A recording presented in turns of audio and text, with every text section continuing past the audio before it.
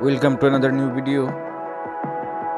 In this video you will see how to fix WhatsApp unofficial problem. Please follow complete the process.